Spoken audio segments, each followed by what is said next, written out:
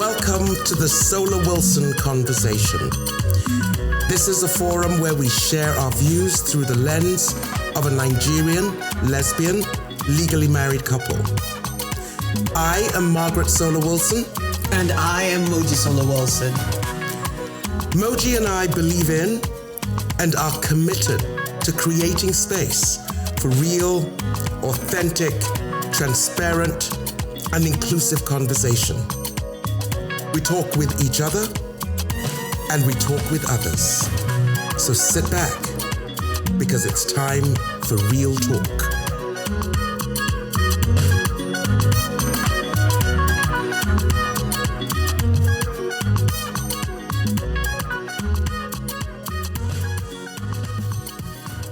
Moji, it's great to be back.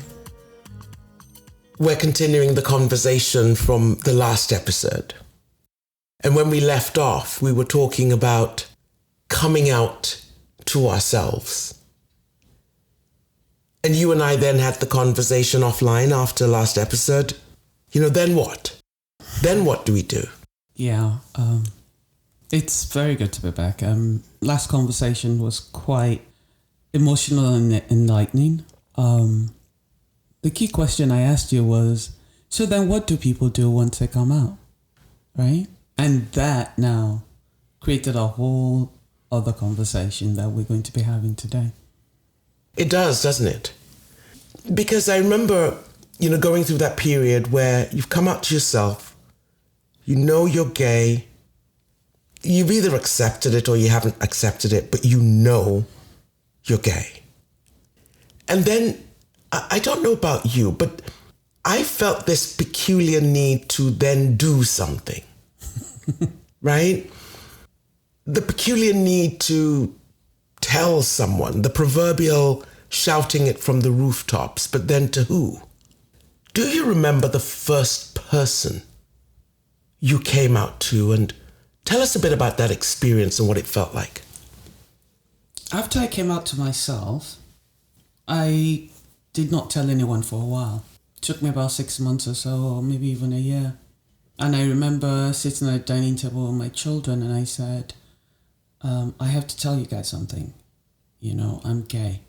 And I remember my youngest son saying, or something like that. But I remember the oldest one saying, we already know. And it never even occurred to me to ask, how do you know? But they seemed okay with it. And then the next person I told after that was a realtor I worked with. And she was talking about her boyfriend and this and that. And I just said, I'm gay and it's kind of hard to meet people because I don't know where to find gay people. And she started laughing. And that was it. All of a sudden, once I came out to myself, people started coming to me that were gay. It's like they saw a light went off, a bulb went off, something. But they could pick up the fact that I was gay. It was the most peculiar thing. And it took me about 3 or 4 years after I came out to myself and my children to actually start going out to meet gay people. I mean, they'd always been around, but I didn't hang out with them because I had internalized homophobia. So it was a journey, And you? In my case, it was different, right? I shared during the last episode of the moment when I realized I was done with the hiding. The very next day, I felt the need to speak to it. And I felt the need to speak to it to the people who were around me because I felt that I had been disingenuous, that the person they had been interacting with was not the real person. And I walked into work that day and there were a group of nurses standing around the nurses station in the UK, and I walked up to them and I said, I have something to tell you. And they turned around and I said, I'm a lesbian. And their reaction was strange. They sort of looked at me waiting for the rest of the story. And when they realized that was the story, they were like, okay. It was almost like a non-event. Right? It was almost like they knew. And I stepped away from that first interaction, a bit perplexed, because if they knew, I asked myself, why didn't they bring it up? I think a lot of times people know, because most people around me knew I was different. I remember one of my cousins used to call me Obìnrin bí ọkùnrin, which means a woman like a man. And I was so always offended. And for them, I think for most people, they know, but they don't know what to do with it because we are not addressing it ourselves. And half the time, because it used to be such a shameful thing, a lot of people do not want you to think. They thought less of you. So they would not bring it up, because even if I thought it was an affliction from God, if I believed that I was an abomination, I can't imagine somebody that truly likes me or cares about me walking up to me and saying, hey, you're gay. Because that means they also see me as less than, and they also see me as all those evil things that I believed I was, or those things that I'd been told I was. And do you think sometimes, because there's all this baggage that comes with it, right? Like you just spoke to. Do you think sometimes we overthink it? Remember we had a guest the other day here and he looked obviously gay. Mm-hmm. And I remember neither of us brought it up. And when he left, we asked ourselves the questions, well, do you think he's gay? Well, I'm not sure he's gay. And the next time he showed up, remember I just simply looked at him and said, are you gay? Yeah. And the whole room went quiet. And you sort of looked at me with horror. And he then said yes. Yeah. Do you think sometimes people are afraid to ask us that question just in case they're wrong? Again, I think because society looks at being gay, a lot of people look at being gay as something wrong with that person and not just who they are. I think a lot of times, as bold and talkative as people believe I am, I now thread very carefully. You and I know there's something called gaydar. I can't explain it. I did not even think it could be possibly true. But I can look at a person and say, hey, that person is gay. And I'll tell you. But I would never bring it up because in my head, it's sort of asking somebody, oh, who do you sleep with? But the more I understand that there's an essence to being gay, it's a spiritual, for me, it's a spiritual connection to my whole existence. It affects every bit of my life. It hinders a lot of things in my life as well.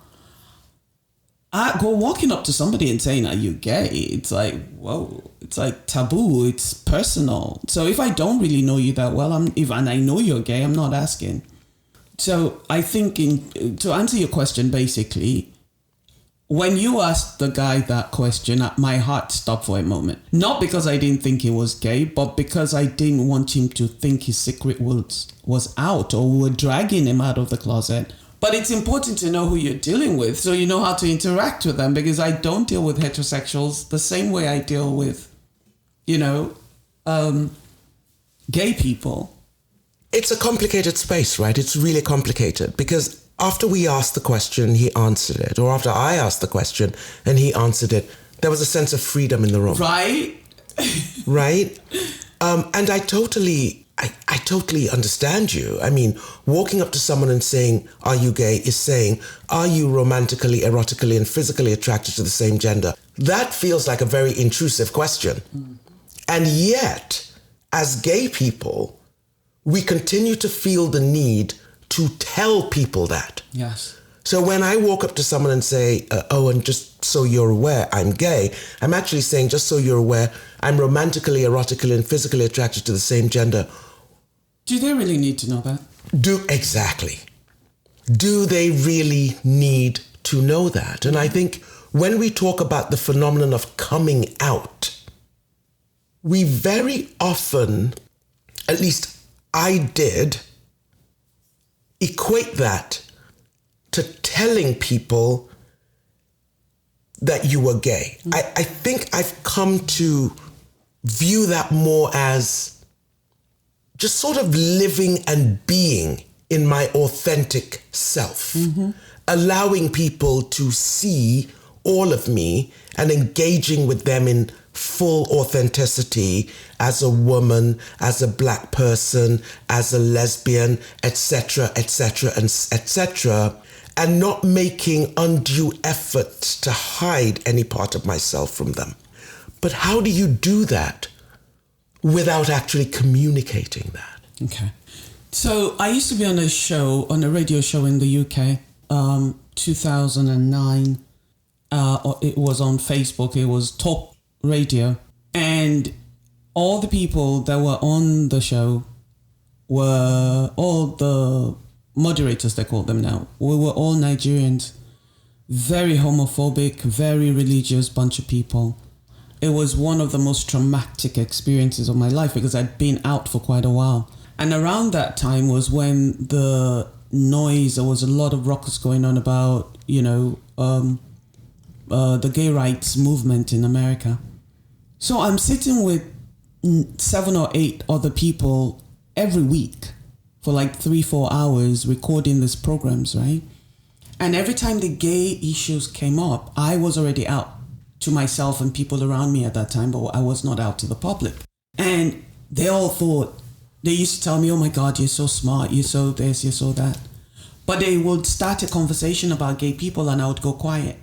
They will talk about how being gay is an abomination and it's a bad thing, and I never said anything, right? So they didn't really know Moji. They knew the Moji that I allowed them to see, and because I was at that point in my 40s, almost late 40s, almost early 40s, I should say. People knew me, but they didn't know me. Or at least that's how I felt. So it was very hard to be myself in front of a lot of people that I kind of hung out with. So what happened was I pulled away from majority of the people that I hung out with. And when I came out, eventually, on Facebook, I created a show called Chatting with the Village, and I came out on that radio show on Blog Talk Radio. 45,000 people heard me. And I must tell you, it was hard. But the beauty of it is, out of the 5,000 Facebook friends that I had, the ones that were truly my friends stayed, and the others kind of sort of, they kind of dissolved into the background. Little by little, they would be homophobic and I would unfriend them or whatever. But it's important to know that walking in authenticity is not always about, for me, what I've learned is that walking in my true authenticity does not necessarily mean that I'll shake somebody's hand and say, hello, my name is Moji and I'm a lesbian, right? If the opportunity arises, then I'd speak up, If it's necessary for them to know that I'm a lesbian, then I tell them. But at this point in my life, I don't feel the need, because I shouted for over 12 years, I'm gay, I'm lesbian, I'm this, I'm that. And it's not necessary. It would be great to get to the point where we all just can be. It would be. And it's sad that we're not there yet, right? Because I don't think we're there yet. And listening to you, I totally agree. It's about, in my mind, coming out is about allowing yourself to engage naturally in your full authenticity. And I think that some of what drives the need to state who we are, in my mind, is not just about us, but it's about others who may be in the closet and who need to see people around them with clarity and understand that they're not the only ones, right? And so I think there is something to be said for that. And I think it would be disingenuous to have this conversation without acknowledging that coming out is a privilege. Yeah. There are many, many countries and many communities and societies where it's simply not safe to do that. Mm-hmm. It's not safe to do that. And having lived in one of those societies, I do remember drawing hope from people who were able to be out. Yeah. And the hope that gave me that maybe one day that would be me. Mm-hmm. And so I think it's difficult to understand how to navigate communication of who we are. Particularly to your point, very often we find ourselves in heteronormative spaces where after a while the conversation becomes stifling because it's very heteronormative and you gradually lose the ability to engage in that conversation authentically because you can't see yourself in the conversation. And I find that at times like that, many will often speak up and say, well, I'm gay. You know, I'm glad you brought that up because when COVID hit and Clubhouse came about, it was a great place to be, to mingle with people because we could no longer hang out. And I found that in a lot of spaces, I had a lot to offer, but the spaces were so heteronormative. People would be talking about their husbands and, you know, their wives and their children. And as soon as I say, you know, trying to contribute to the conversation, I say my wife, all of a sudden the energy in the room changes. Oh, you're a lesbian. Oh, that's not allowed. That's you know, all that. And it makes you go back inwards, right? It makes you feel very unsafe. And I think part of my shouting, I can't speak for anybody else because I could be talking about the rain. I have a show called Authentic Conversations where I talk about real life issues and things like that. And then I'll throw in, oh, well, for me as a gay woman, as a lesbian woman, yada, yada, yada, because I'm talking about other people's lives. Even though it felt like I was talking about other people, even though it's about my life.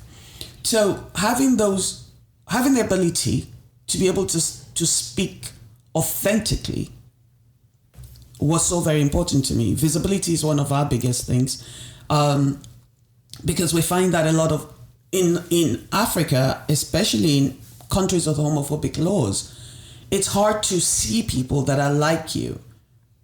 It's one thing to be gay, but how about I want to see a realtor that's gay? I want to see a plumber that's gay. I want to see different people that are gay, not just people jumping up and down, not just activists. I want to see normal, everyday people that are gay as well.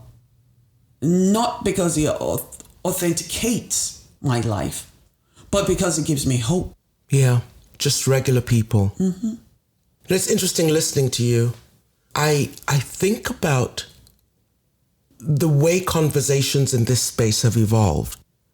And I'm just reflecting, more and more these days, I'm actually also hearing straight people speaking to who they are. Mm-hmm. Saying things like, well, I'm a straight man, but here's how I feel about this. I love it. Right? And you're hearing that more and more.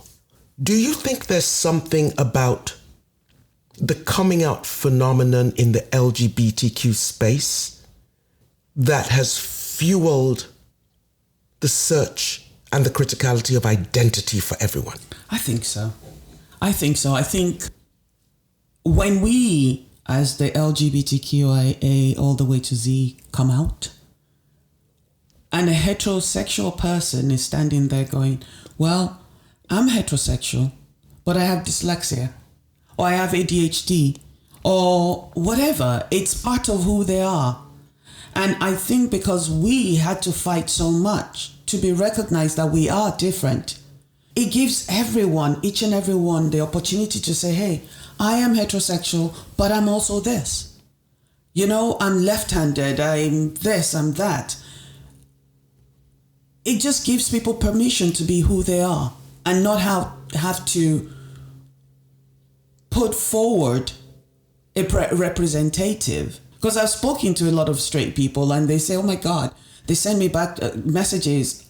I am so grateful that you spoke on this stage or you spoke here, because it made me go back and look at my life and say, hey, what about me am I hiding? Right? What about me don't I accept, or what am I ashamed of? So you find people saying, I am heterosexual, but this is how I feel. That's why when we created the LGBTQ Sanctuary, it's an inclusive space. Everybody comes in there, gay, straight, homophobes. We had a guy on the stage yesterday that said, wow, I've learned a lot. But the ability to be able to give people grace to just be, I think, is what we, LGBTQ community, we've done. And listening to you set off a light bulb in my brain, right? And I often say language is limiting. You can only do so much with language in terms of conveying the full essence, of the idea or concept. And I'm sitting here thinking, maybe coming out and saying, this is who I am. I'm a lesbian, or I have dyslexia. Mm-hmm. In a way, it's less about the actual definition of that category. And I think it's a fuller sentence that's actually saying, hey, here is my life experience and my worldview fashioned by the multiple pieces of who I am, including XYZ. And so my perspective is going to reflect my entirety. Exactly. So when I label myself, it sounds like a label, but I'm presenting you with my experience. Maybe that's what it is. And do you think in a way that's connected to the fact that we just keep coming out every day? Literally. Because every day I find myself coming, we come out every day. It's not, in majority of the spaces that I engage in, I find myself coming out every day. Because there's always going to be somebody new that comes into the group, and then they have to learn that you are gay. Or when I walk down the street because I'm feminine presenting, and, a heterosexual man hits on me, I used to tell them I'm a lesbian. And then one day you said, wait, so if you're not a lesbian, would you have dated them? It sounded like an excuse, right? But what I realize is that no matter, because 90% of the population is heteronormative. They live in a heteronormative world. We will always have to come out because there's more of heterosexuals than there are of us. And that practice on its own is a practice in being vulnerable, in courage and grit. So it's interesting listening to you, right? Because I'm sure there are many listening to us now who are either just interested in the topic, who are in the closet themselves, or know people in the closet trying to come out. Based on your journey, what would you say to someone who's sitting in the closet and thinking, how much longer am I going to be able to do this? Should I just stay in the closet? Should I come out? What are a few things you would share to just help make that thought process a bit easier? That's a very loaded question. When I first came out, I used to say, everybody has to come out. You have to come out. You just have to, right? And I still believe that because I don't believe living a lie is the way to get to what I call the promised land. At this point in my life, I believe that everything comes with a price. We all really have to decide, what price are we willing to pay to be the best version of ourselves? And I don't see how you could be the best version of yourself when you're living a lie. There are many women like me that believed that to be normal, you had to be in a heteronormative world, heteronormal relationship. Between 14 and almost 39, I did not date women. I dated a few men. Some were nice, some were whatever. But because I wasn't being authentic, in my opinion, I was not attracting the right people and I was not accepting the right people into my life. I was a people pleaser.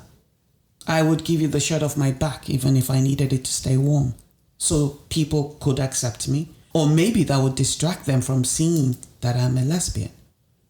So when you compromise yourself, and you're twisting yourself into a pretzel.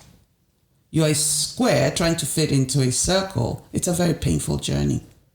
I wish I know what I knew back then, what I now know. That yes, there will be a storm once I come out, but eventually everything will fall exactly where it's supposed to fall. And you will lose people, but you'll also attract the few that know who you are, love and respect you just as you are. Those are really insightful comments. Really, really insightful comments. I think and the answer's not easy, right? We absolutely don't have the answers, at least I don't. All I can speak to is the few things that I've learned from my experience. And I think the first, which we've said before in this podcast, is safety is paramount, right? Oh, yeah. So this conversation is not about coming out in an environment that is unsafe. Unsafe physically, unsafe emotionally, unsafe psychologically. So once you get past the issue of safety, right, then in my mind it becomes a conversation with yourself. Mm-hmm. And I think you said it well. Yes, the words and the language are important. And I understand the need to tell people, to speak to people. That's important. And there is no script for those conversations. I don't have any recommendations regarding timing or who you tell first and who you tell next. Do what comes naturally, what feels right in the moment. Your example of a pretzel, because very often we have twisted ourselves up in a tight knot inside the closet.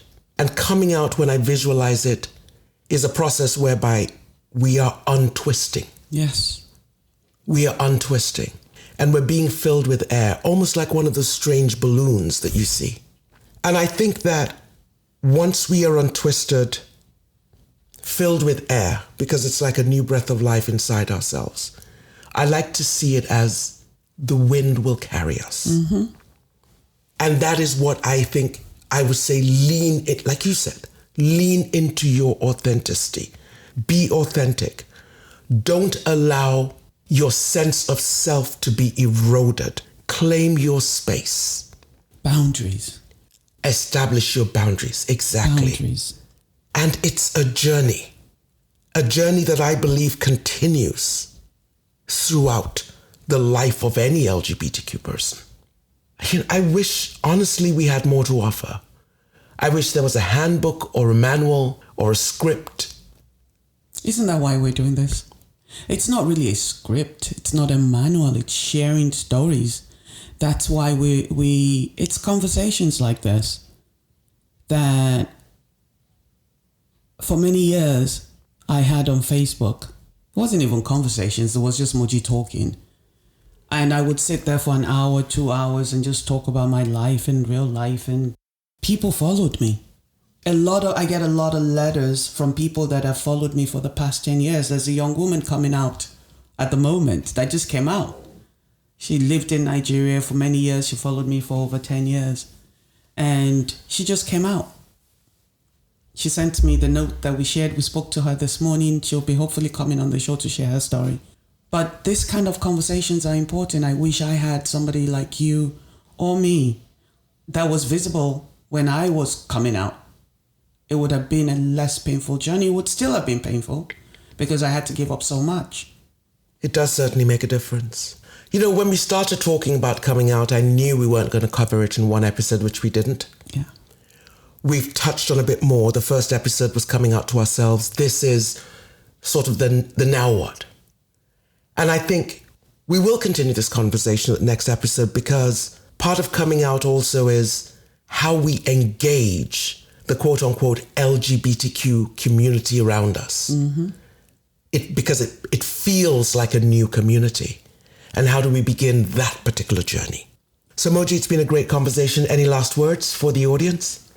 Well, thank you for coming back, and we look forward to the next podcast. Please leave us comments, leave us questions, give us ideas of things you want to hear more about. As a comment wherever platform you are on, like and follow us so you can get notifications when we upload the new episodes. Again, thank you, Margaret, for choosing to walk this journey with me. Thank you, everyone, and thank you for taking the time to join us. And Moji, thank you. Namaste.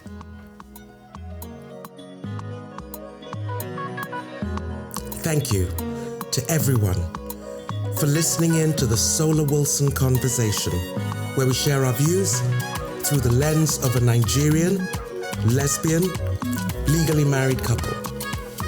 So signing off, I am Margaret Solar Wilson. And I am Mojisola Wilson. And as usual, we leave you with our message. Be authentic. Your voice is unique and your words are truth.